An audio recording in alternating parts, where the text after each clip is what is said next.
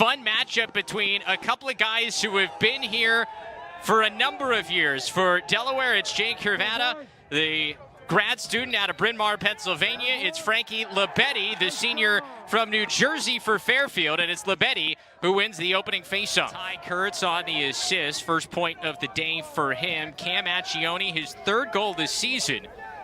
The Accioni twins, both part of that starting midfield unit. Matt and Cam, both out of the Hill Academy, playing for Brody Merrill and that great, terrific high school program up in Canada. It was a face-off win for Delaware, however, a turnover and a chance for connecting. The interesting thing about Ty Kurtz is he had very limited action in the field game before getting to Delaware. It's certainly something we expect to see. It was a slow start for Fairfield offensively, but this offense under Andrew Baxter in his second season as Fairfield head coach has scored 12 or more goals now in all 8 games. All 6 games a season ago, all 7 games a season ago, and then, of course, in the 18-17 loss to Providence back on Wednesday. So this is an offense that has not struggled to score under Andrew Baxter, and they've certainly found some success. Nice ground ball win. It's on its way to Lestab on the doorstep. Yeah, really impressive to have that level of trust already established, right? Just only 1 game in and limited practice time. That's really impressive. And so another in the shortened season. Hervada wins it forward, though, for Delaware. Robinson. Thought a quick release. He was able to use a screen. That was a tough one for Consoli to see coming through all those white jerseys. So in the man-up face-off, it's a face-off win for Hervada. That's double as many as he's had the entire season. Came in with 1, and along with the 16 goals. Robinson, of course, scored those 9 goals against St. Joe's earlier this season. Yeah, I really like the makeup of this Delaware attack. I think at any point, any 3 of them could really take over a game. Robinson is way more comfortable carrying the ball. 10 goals, second guy to get to double digits here the first 5 games for the Blue Hens. However, at the face-off X, it has been a Frankie Labetti hot start for Fairfield as they get another victory here at the X and a possession to start the second quarter. Travis Eldridge, Owen Grant, who started things, a long pass ahead to Kurtz, and it automatically created numbers as Fairfield was trying to get back. But another face-off win here for Labetti. Going right to the goal, his stick was deflected. It was Owen Grant who started things, a long pass ahead to Kurtz, and it automatically created numbers as Fairfield was trying to get back. But another face-off win here for Labetti. Going right to the goal, his stick was deflected. Delaware career. We found out this week that he actually gives himself tattoos, Davey. Wow, is that right? I did not know that. Yeah, as Frankie Labetti with an answer for Fairfield at the face-off X. And right on cue, when his team needed a goal to get back within 2, he provides it, and now he takes his seat as they send the freshman Dylan Smith to the face-off X. Freshman out of Yorktown Heights, New York. That's going to be key for Fairfield to keep that dominance going at the face-off X, especially if Delaware is going to continue to get valuable offensive possessions and cash in their opportunities. Remember, this is a Fairfield team that is comfortable playing in these types of games. We saw it back on Wednesday. They trailed by multiple goals a couple of different times against Providence, but were able to work their way back as Robinson.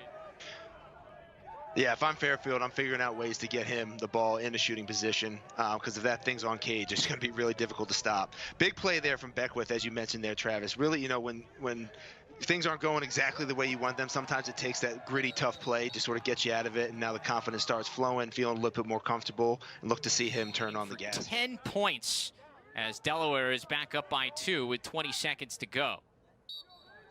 Yeah, they are filling up the stat sheets. 3 and 3 is a good game stat. He's got it for the first half. Face-off win for the Blue Hens, but it's turned back over. It was Roland Hockenberry taking the draw that time. Robinson tracks it down. Here. Ball deflected. Both teams have more than one option offensively. Yeah, we certainly have seen that. These teams both have the ability to put up a lot of points. Expect nothing different here in the second half. We're underway here in the third quarter. Faceoff won forward by Delaware. And a good ground ball win in traffic by Jason Sider. We got a flag down. A short stick this season. 5 points today, 3 goals to go along with a couple of assists. And it is a man-up face-off for Delaware. The goal does not wipe off the penalty. So an extra man opportunity for the Blue Hens if they can win this face-off. It is Hockenberry who wins it back. And so a chance for an extra man opportunity for the Blue Hens. The tiniest amount of net that was showing, he was able to pick that out. That was all that was showing. And a violation on, and the Stags have pulled this back to a 1-goal game. Labetti able to win the face-off as he tracks down the ground ball.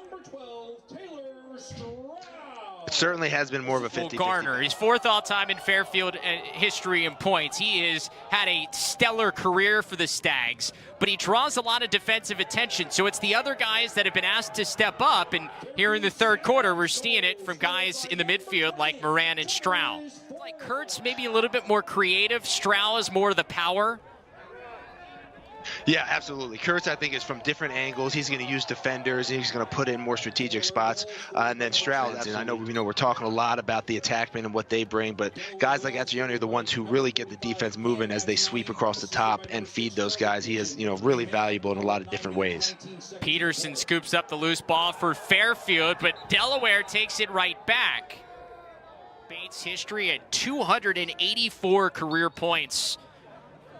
Was a key part of that Bates team that really turned things around with that program over the last 4 years. Has become a team to be reckoned with in the Division III level in the national landscape.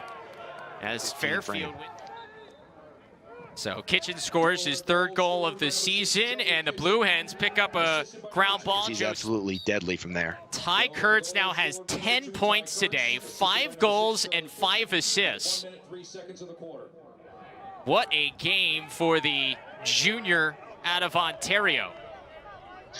Really is, and I think, freshman in 2019 against Fairfield. Obviously, they didn't play last year, and here in his 2nd game against the Stags, he's got 10 points again. 5 goals, 5 assists so far. On the face-off, a flag down, and Delaware once again going on the man up here, Davey. Pennsylvania, 3rd game of the year for him. We got that 4-goal differential now that we've talked about, Travis. Ty Kurtz scoops up the loose ball. Kitchen goal.